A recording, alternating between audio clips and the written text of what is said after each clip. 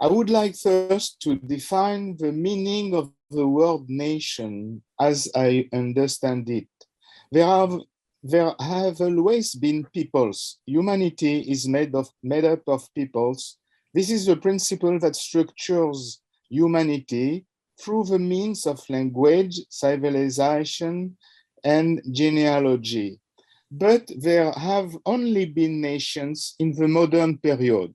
I take modernity to mean the change in human civilization that arose in Western Europe beginning in the 17th and the 18th century and even 20th centuries for the late-born nations of the periphery of Western Europe and in the lands of decolonization. I retain Max Weber's definition as the disenchantment of the world. In other words, rationalization and autonomization of the political field and the receding of religion, but also religious changes. Two periods can be distinguished in this evolution. The European era of nations, which occurs in the aftermath of the disintegration of the Napoleonic Empire, when occurred what is called the awakening of nations. And second, the era of decolonization, which transferred the model of the nation state to the entire planet. What difference separates the form of nation from that of people? It is the modern state. That is to say, a state based on the rule of law, whose authority is no longer tied to a dynasty, but to a legal and constitutional order, abstract, rational, anonymous, and suppose the end of a particularization of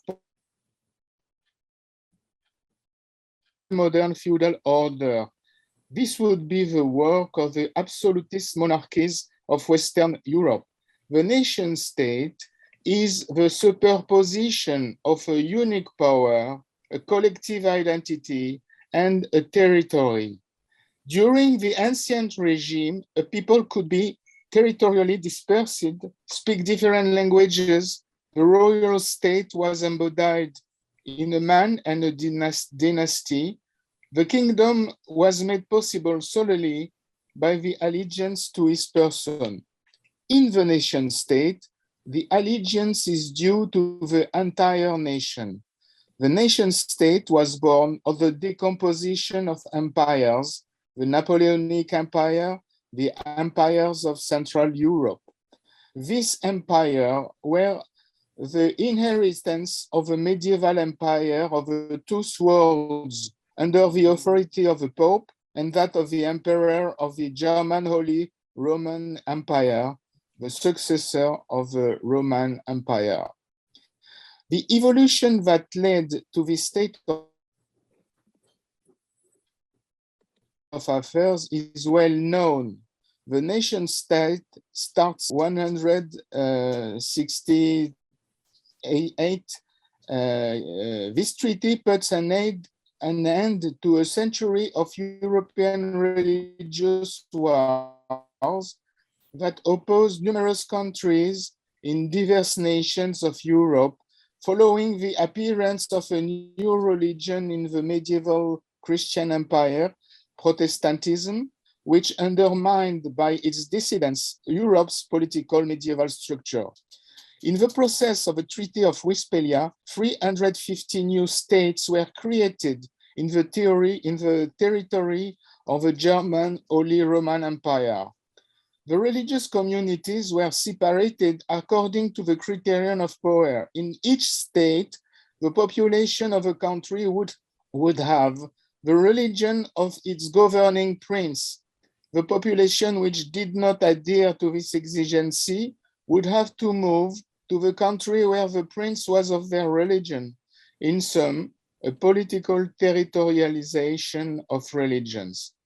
These few definitions show that, historically speaking, the national phenomenon is the fruit of an evolution of in European history, and it rests on the appearance of a rule or law of law that modifies the meaning of the belonging of individual subjects to the collectivity, and that prepares the way for democracy through the French Revolution. But it is not in these terms that the actors of modernity understood this evolution. On this point, one has to make a distinction between two understandings of modernity. It is a historiographic category, but also an ideology, which is well defined by the discourse on the Enlightenment and democracy dialectic. From one side, idea and reality for the other side, possibly a contradictory one on the other side. Utopia of infinite liberty, but also a political regime of power. The doctrine of democracy does not make way to the nation, but it leads to it in spite of itself. This is my thesis. Indeed, the social contract doctrine is in its foundation theoretically hostile to the idea of nation, which supposes an allegiance of the individual to a collective which exists before the contract, a contract which is, for Jean-Jacques Rousseau, constituent of a political body. The today widely spread modernist, postmodernist hostility to the nation in the name of democracy, both as an ideal and as a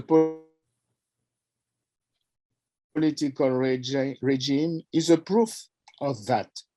I will analyze this turn of thought in light of the founding book of democracy, Jean-Jacques Rousseau, Social Contract, which shows how the theoretical construction of a democratic regime leads to a dead end for which Rousseau finds solutions, albeit non-democratic, even regressive one, which have prefigured the unexpected phenomenon that was the democratic nation state, typically modern, though not in line with the Enlightenment and the democratic ideal. In his quest for democracy, Rousseau tries to found theoretically the possibility of a political community that would be radically autonomous to the point that it will constitute itself as a sovereign, while simultaneously making possible a total liberty for the contracting members of this sovereign. The project of the contract is admirably defined in 3 sentences in the social contract. I quote, "Each one, while uniting himself with all, may still obey himself alone and remain as free as before." Second quotation, "Each of us puts his person and all his power in common under the supreme direction of a general will, and in our corporate capacity, we receive each member as an indivisible part of the whole." According to this definition, each individual remains a self-autonomous person while becoming a member of a collective, which is itself a self-founded body politic. A magic circle is created. The contract does not precede society. It is consubstantial with it, coexistent. Rousseau himself recognizes that the state of nature is a pure invention which had no existence except as an abstract principle. There is no more exteriority. All is in whole. This amazing quotation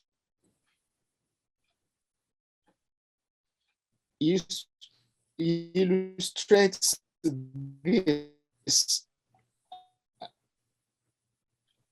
Quote, I am quoting, "These public persons formerly took the name of city and now takes that of the name of republic or body politic, if it is called by his member, a state when passive, sovereign when active, and power when compared with others like itself.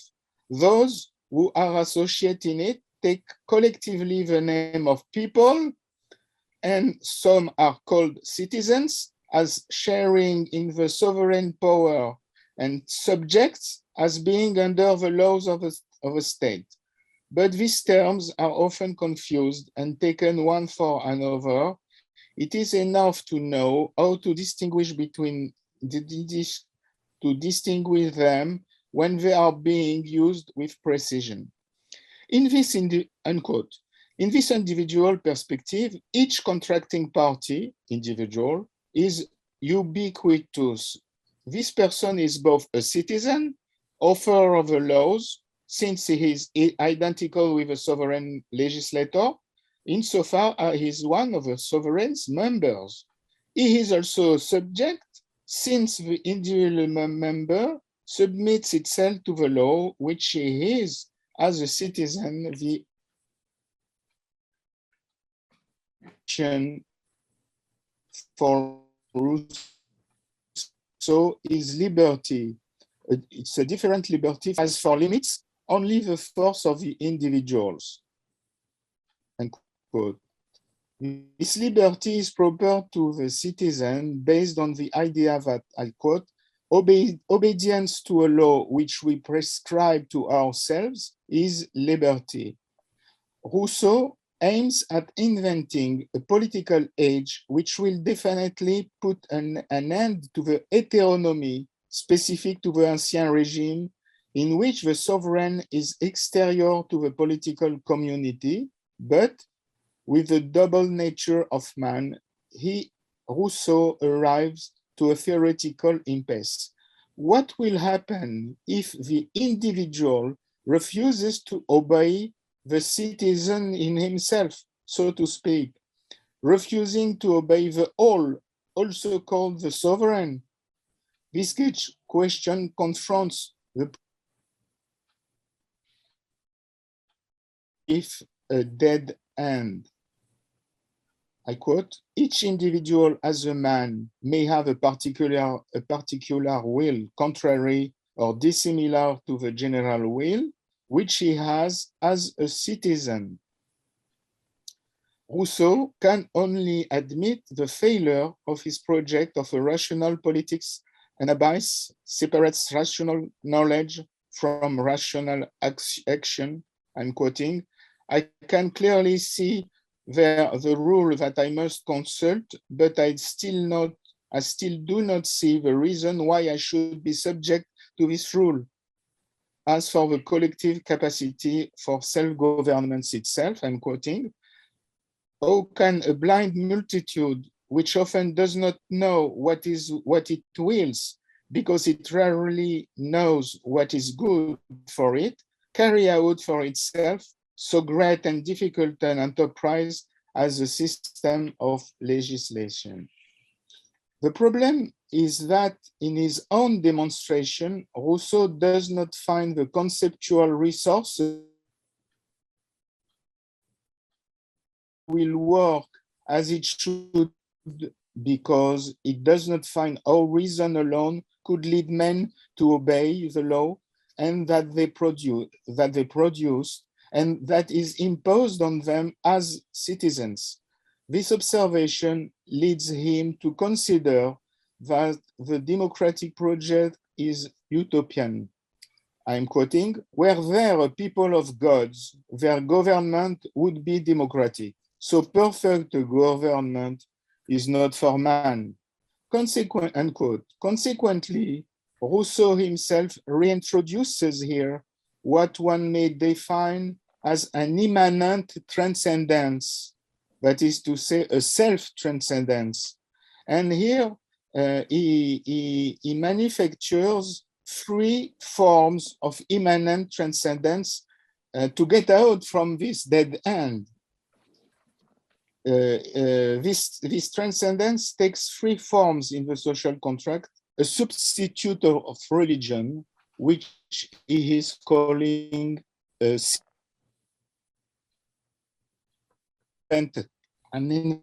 invented concept by Rousseau.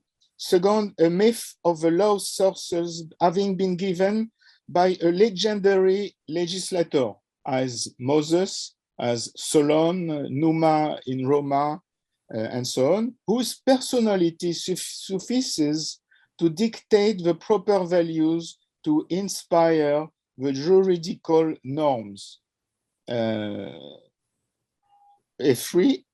Third, a golden age model, that of a Roman Republic, by its prestige, capable of imposing a model of virtue but by its example.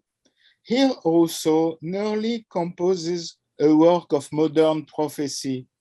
The first well-known democratic civil religion was nationalism, as Rousseau defined it, patriotism. Today, there is a difference between nationalism, which is from the right camp, and patriotism, which should be secular and not religious and not so much nationalist.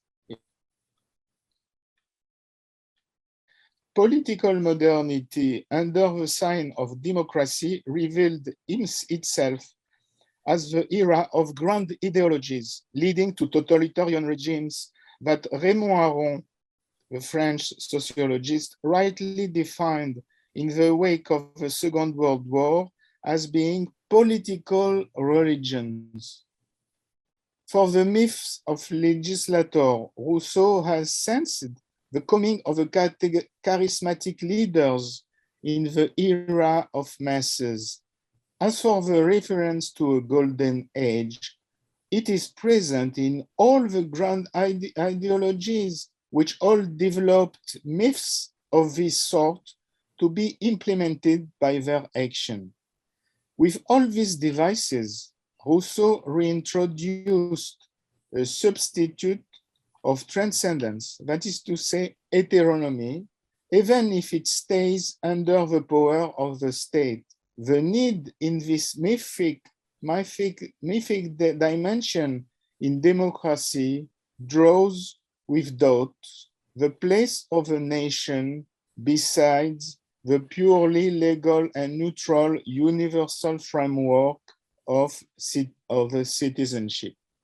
I can stop here if... Do you want to continue? You have 3 minutes at least. Okay. I think that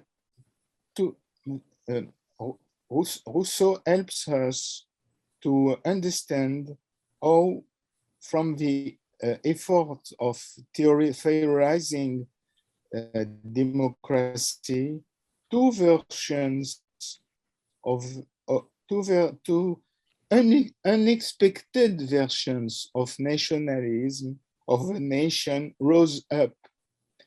From one side, what we could call the civic nation, okay, patriotism, and from the other side, the historical nation, because in the historical nation, your allegiance is going first to the past, the existence of a culture, of a people, and not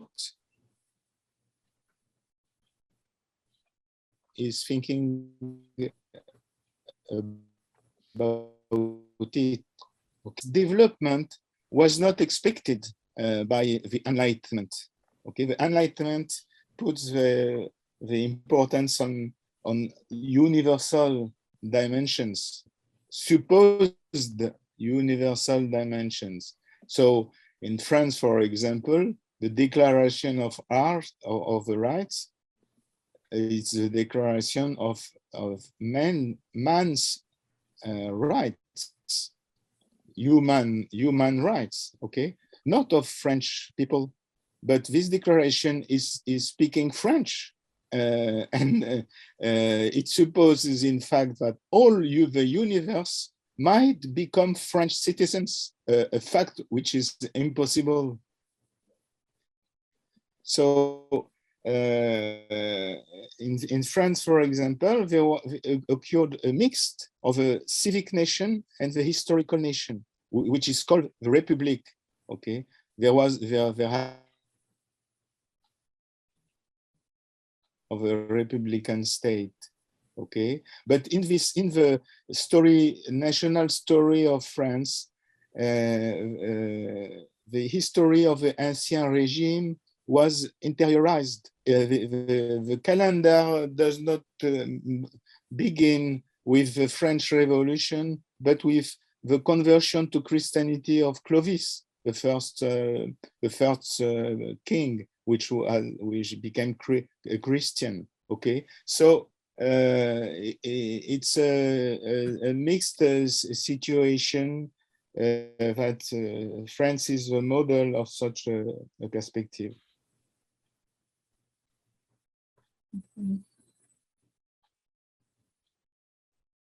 It would be possible to go forward because when Rousseau tries to define the dogmas of a civil religion, he says that the civil religion has two dimensions.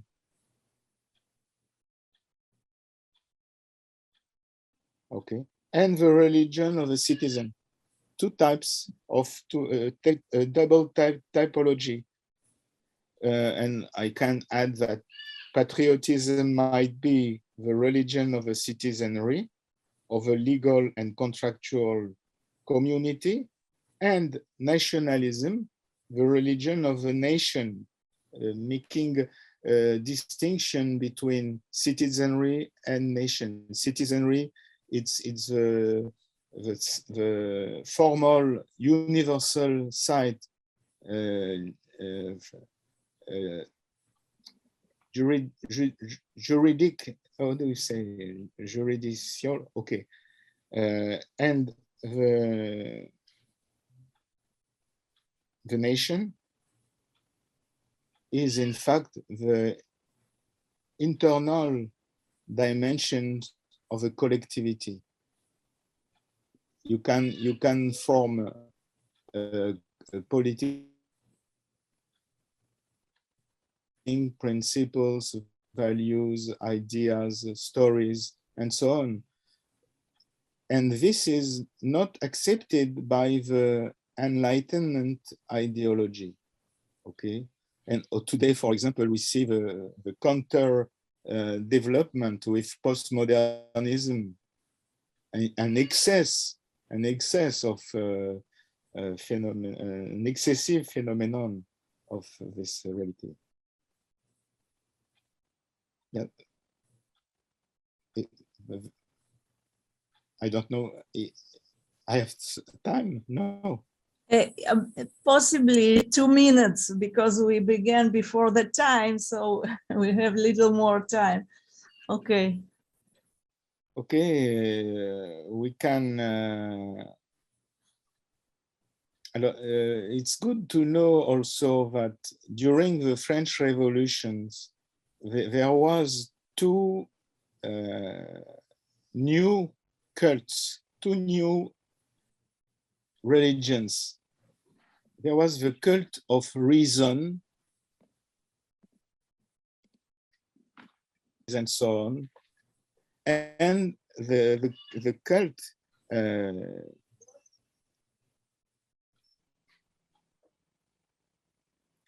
the cult of a supreme being, which Robespierre founded it.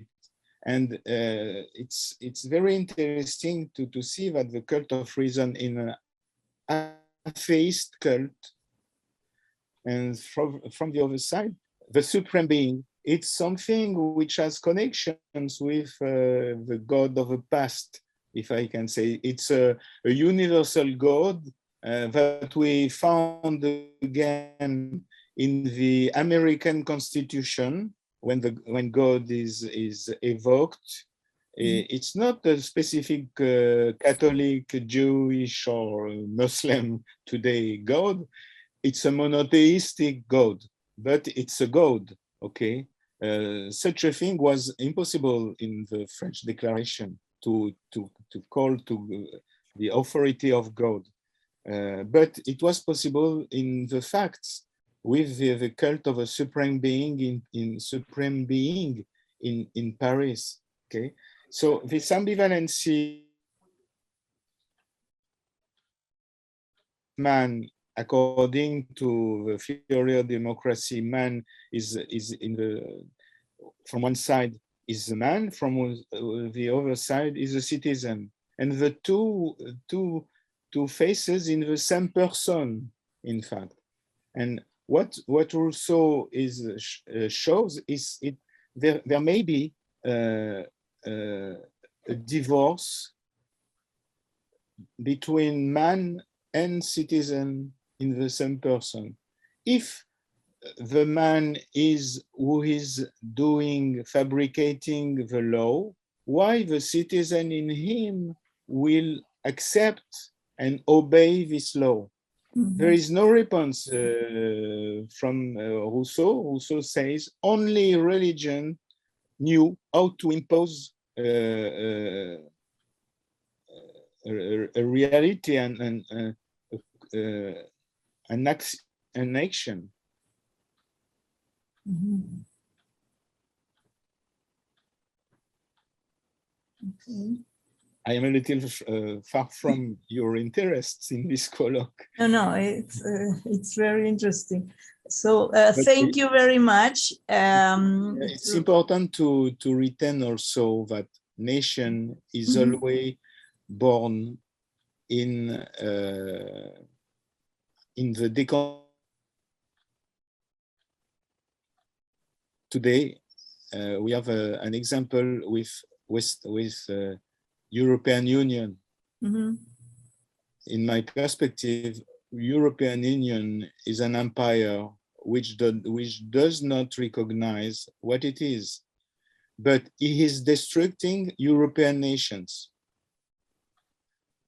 And the problem of this empire is that there is no emperor.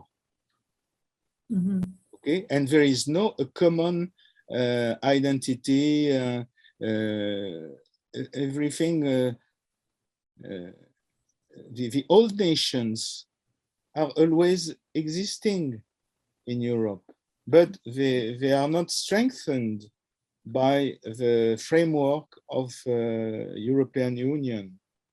Mm-hmm. So I don't know if this empire will continue to exist. But there is a profound crisis, and especially, for example, in France, a very profound crisis concerning the future of the French society, of its identity, and so on. It's the center of the present day of elections, election in March, and the question is: will France will stay always France, the France that we knew, and that it does not exist more? And it's important always to, and I think for the region you are,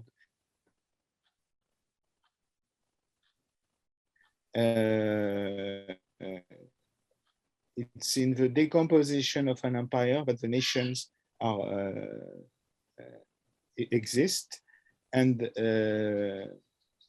the contrary also. Okay, thank you very much, Professor Trigano. Now you can ask questions if you want to talk or to write in chat. And I will ask the first question. How do you see the dynamics between the nationalism and the ideology and policy of multiculturalism today and in the future? If I take into account the postmodernist discourse, yeah, multiculturalism is the enemy of the nation. It's evident, and we have in France an evident example of this situation. I don't know, for example, if such a conference would have been possible in Paris. In the university is under the influence of what happens in the States, the woke ideology, all these movements, street movements are arriving in France also. And I don't know what will happen, but without an answer today, who will win the next presidential elections? If it is Macron, it will be a multiculturalist choice. Yeah. But all the right is against this evolution. So nationalism supposes a dominant nation in the democratic regime with equal rights of citizenship to the minority, the supposed minorities, okay?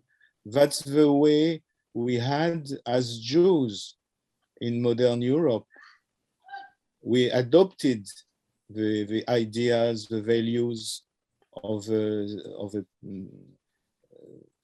existing countries, but we developed by side a link to Judaism, to